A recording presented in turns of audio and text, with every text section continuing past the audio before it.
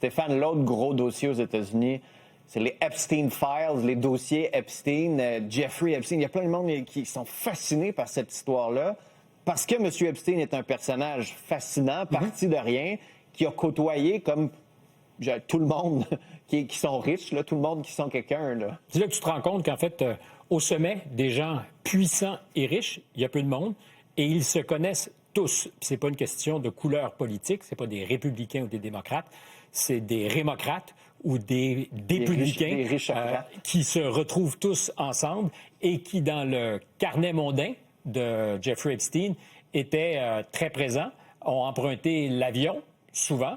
Il donnait beaucoup de lifts, ont mangé chez lui, à Paris, avenue Foch, ou à son île, ou encore dans son hôtel particulier de New York. Et ce matin, chez Mario Dumont, je faisais un peu l'inventaire de tout ce qui serait dans un roman d'espionnage ou un thriller improbable, mais qui sont avérés dans l'histoire de Jeffrey Epstein. D'abord, il vient de nulle part.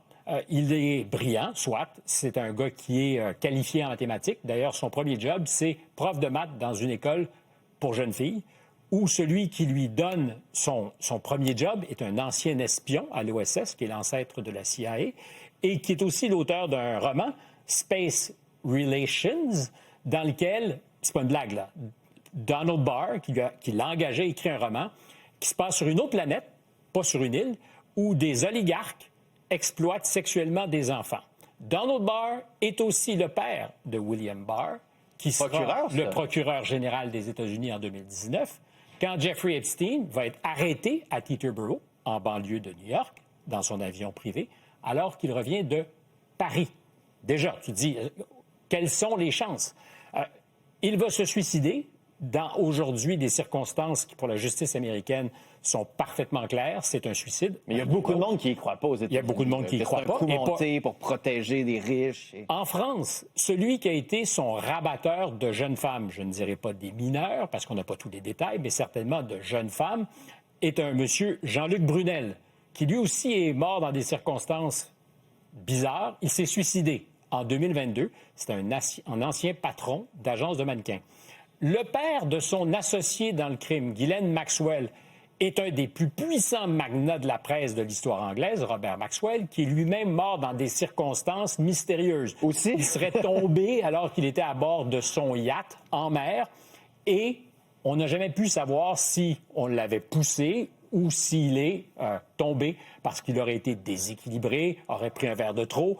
Tout ce qu'on sait, c'est qu'il avait des relations profondes et fécondes avec Israël. Tellement que quand il a été enterré, c'est presque des funérailles d'État. Alors, ce n'était pas un citoyen israélien, c'était un citoyen britannique qui avait des intérêts par son groupe de presse partout dans le monde. Mais quand il est enterré au Mont des Oliviers, c'était en novembre 91, président israélien présent, M. Herzog, ancien patron du renseignement, le premier ministre, des grosses têtes du renseignement. Et qu'est-ce qu'on dit de Epstein?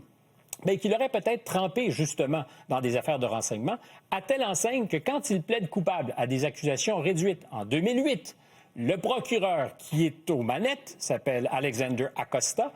Il deviendra un secrétaire dans l'administration, un ministre dans l'administration de M. Trump. Ça ne s'invente pas non plus. Il dira une fois... C'est vrai qu'on m'a prévenu qu'il fallait faire attention avec Epstein parce que c'était quelqu'un qui travaillait dans le monde du renseignement. Alors, depuis, il a pris beaucoup de distance avec cette déclaration. Acosta, qui était, je le répète, le procureur fédéral chargé d'instruire l'affaire et qui se retrouve ministre plus tard. Et c'est justement parce que l'affaire avait été mal réglée que des journaux, Miami Herald entre autres, se met à faire enquête en 2017-2018 parce qu'on réalise que les victimes qui s'étaient plaintes en 2006-2007, qui ont lancé l'affaire, ont dit, on n'a jamais, nous, été prévenus du règlement. On n'a absolument eu aucun détail et c'est en parfaite contravention avec ce qu'on appelle le Crimes Victim Rights Act. Pourquoi? Parce que normalement, si tu as dit quelqu'un m'a violé, peut-être que tu veux savoir aussi si un suivi. Il se trouve que quand il a plaidé coupable, Jeffrey Epstein, il a été condamné à 13 mois de prison, qu'il servait à temps partiel parce que 12 heures par jour, il avait le droit de se promener. Et derrière, on a passé l'éponge.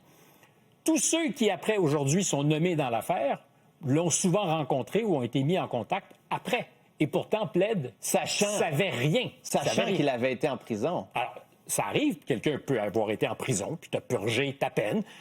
Mais la plupart disent on est tombé des nues. C'était vrai cette semaine à Paris avec l'ancien ministre de la Culture, Jacques Lang, dont la fille a investi dans une business offshore avec Jeffrey Epstein. Lui a mis 1 700 000 $ pour acheter de l'art. Est-ce qu'on achetait que de l'art ou aussi de la complaisance?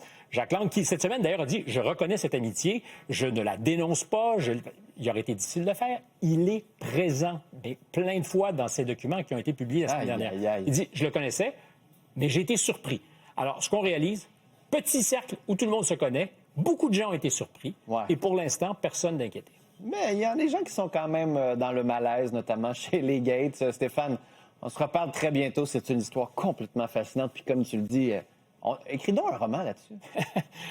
On ne voudrait pas croire. On dirait que c'est un auteur non, mais ça serait trop mis. Bon. Ça serait trop bon. Exact. Je te donne un mandat. Salut Stéphane, à bientôt.